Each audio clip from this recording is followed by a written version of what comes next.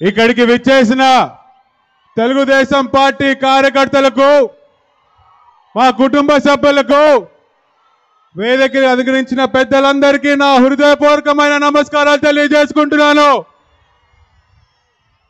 నిజంగా మీ అందరి ఉత్సాహం చూస్తుంటే ఇది చంద్రబాబు నాయుడు గారు ఎన్నికల బైరిని ముగించినట్టు ఆరంభించడానికి వచ్చినట్లేదు. ఇది చంద్రబాబు నాయుడు గారి ముఖ్యమంత్రిగా ఆయన ప్రమాణ స్వీకారం చేయడానికి వచ్చినట్టుగా మీ అందరి ఉత్సాహం నాకు కనిపిస్తుంది. ఇంకెన్నో రోజులు లేదు, 2 నెలలు. ఈరోజు నిజంగా ముఖ్యంగా నేను యువత గురించి మాట్లాడదాం అనుకుంటున్నాను. ఎంతో మంది యువత ఈరోజు తరలి వచ్చినారు.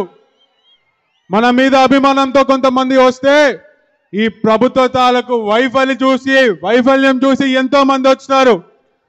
ఎన్నికల ముందు చూసినప్పుడు ప్రతి ఒక్క యువకుడు జగన్మోహన్ రెడ్డి గారి వెంట తిరిగినాడు. నిజంగా యువకులకి న్యాయం చేస్తారని నమ్మి యువత అంతా ఆ రోజు 2019లో జగన్మోహన్ రెడ్డి గారికి సపోర్ట్ చేయడం జరిగింది. కానీ ఈరోజు ఏం చేస్తాడు? మనల్కి మాట తప్పి వెన్ను చూపించి ఈరోజు యువతకి ఒక మొండి చేయి చూపించడం జరిగింది. ఈరోజు మొదటిగా మనం చూసుకుంటే ఫీజు రియంబర్స్మెంట్ అనేది కట్ చేసి ఎంతో మంది యువతలకి చదువులు కొట్టినాడు. ఉద్యోగాలు లేక ఎంతో మంది యువత పొట్టలు కొట్టినాడు. ఈరోజు ఫీజు రియంబర్స్మెంట్ కట్ చేసినప్పుడు కాలేజీలలో మీకు చదువు చెప్పలేమని చెప్పి పంపిస్తుంటే అప్పో సొప్పో చేసి వాడు నిజంగా బయటికి వస్తే ఉద్యోగాలు లేని పరిస్థితి.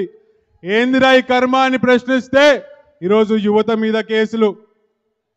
ఇక్కడ ఉన్న వాళ్ళ ఎంతమంది యువకుల మీద కేసు పడినాయి ఒక్కసారి చేతులు ఎత్తండి. ఎంతమంది మీద కేసులు పడినాయి? ఈరోజు మళ్ళీ రేపొద్దున చంద్రబాబు నాయుడు గారు అధికారంలోకి వస్తారు. ఖచ్చితంగా పడిన ప్రతి అక్రమ కేసుకి ఖచ్చితంగా చంద్రబాబు నాయుడు గారు జవాబు చెప్తారని కూడా తెలియజేసుకుంటున్నాను. ఈరోజు గంజాయి ఎక్కడ చూసినా ఉద్యోగాలు ఇలేదేమో కానీ, చదువు ఇలేదేమో కానీ, గంజాయి మాత్రం ఖచ్చితంగా ప్రతి ఊరికి ఎప్పటికప్పుడు సప్లై అవుతుంది. అవునా కాదా? అవునా కాదా? ఈరోజు యువత మీద కేసులు అన్నప్పుడు నాకు ఒకటి గుర్తొస్తుంది. నంద్యాలలో చిన్నబాబు అనే ఒక యువకుడు వైసీపీ కార్యకర్తలు దొంగతనం చేసి కేసులు మాఫీ చేయమని ఎస్ఐకి చెప్తే ఆ ఎస్ఐ ఏమీ తెలియని అమాయకుడైన ఒక చిన్నబాబుని పోలీస్ స్టేషన్కి తీసుకొచ్చి దారుణంగా కొట్టి 2 రోజులు చేయని తప్పు ఒప్పుకోమని చెప్పి ఆయన మీద ప్రెషర్ పెట్టడం జరిగింది. ఆ యువకుడు ఏం చేసినాడు? చేయని తప్పు నేను ఎట్లా ఒప్పుకుంటా అని చెప్పి పొద్దున్న లేచి ఒక వీడియో తీసి ట్రైన్ కింద పడి ఆత్మహత్య చేసుకొని చనిపోయినాడు. ఈరోజు ఇలా మళ్ళీ చనిపోయిన తర్వాత అబ్బాయి మీద కేసు ఏమని చెప్పి క్లోజ్ చేస్తారు తెలుసా? గంజాయి కొట్టి ఏం చేయాలో అర్థం కాక ట్రైన్ కింద పడినాడని చెప్పి పోలీసులు రిపోర్ట్ ఇచ్చినారు. నేను అదే పోలీసు వాళ్ళని అడుగుతున్నా, గంజాయి సప్లై చేస్తుంటే మీరు గార్దులు కాస్తున్నారా? మీరు ఏం చేస్తున్నారు? గంజాయి రాష్ట్రానికి ఎలా వస్తుంది? ఇలా దారి తప్పే యువకులు, ఎన్నో సమస్యలు యువకుల మీద నెట్టబడుతున్నాయి. ఇలా దారి తప్పే యువకుడికి నేను ఒక సందేశం ఇద్దాం అనుకుంటున్నా. నిజంగా నేను సమస్యలో ఉన్నప్పుడు, నాకు ఇబ్బందిగా ఉన్నప్పుడు నిజంగా ఒక మాట నన్ను బాగా కలిసివేసింది.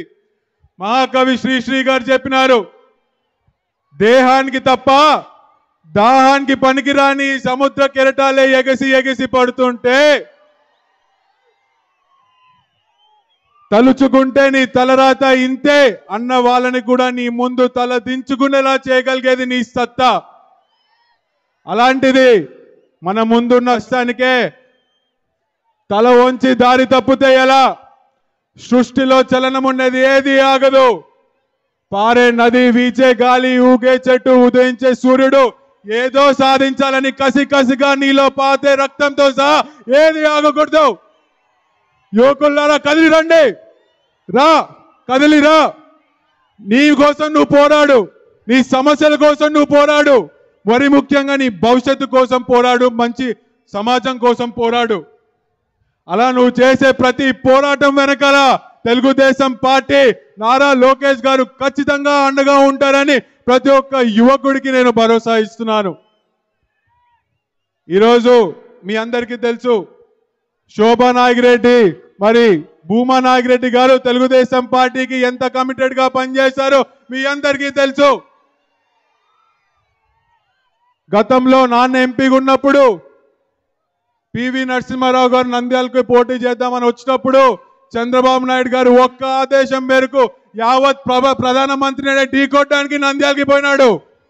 అతి తక్కువ మెజారిటీతో ఆ రోజు మనం పోయింది. దాని వెంటనే వచ్చిన ఎలక్షన్స్ తో పార్లమెంట్ రికార్డులే బద్దలు కొట్టేలాగా 4 లక్షల ఓట్లతో మళ్ళీ ఎంపీకి ఈడటమే పెట్టుకున్నాడు. అది భూమా నాగిరెడ్డి గారికి తెలుగుదేశం పార్టీ పట్ల ఉన్న కమిట్మెంట్. మరి నా తల్లి శోభా నాగిరెడ్డి గారు తెలుగుదేశం పార్టీలో మొదటి మహిళా ఆర్టీసీ చైర్మన్ గా పనిచేశారు. మరి అప్పుడే మీ అందరికీ తెలుసు, దివంగత నేత పరిటాల రవి గారి మీద దాడి జరిగినప్పుడు అమ్మ కూడా పక్కనే ఉండింది. కానీ ఏ రోజు బెదరలేదు. అక్కడ ఉన్నప్పుడు కూడా ఎప్పటికప్పుడు చంద్రబాబు నాయుడు గారికి సమాచారం ఇస్తూ ధైర్యంగా ముందరికెళ్ళింది తప్ప ఎప్పుడు వెనక్కెళ్ళలేదు. తెలుగుదేశం పార్టీ కోసం మా నాన్న ఆఖరి నిమిషాల్లో కూడా ఏ విధంగా కమిటెడ్ గా పనిచేశారో మేము అందరము చూసాము.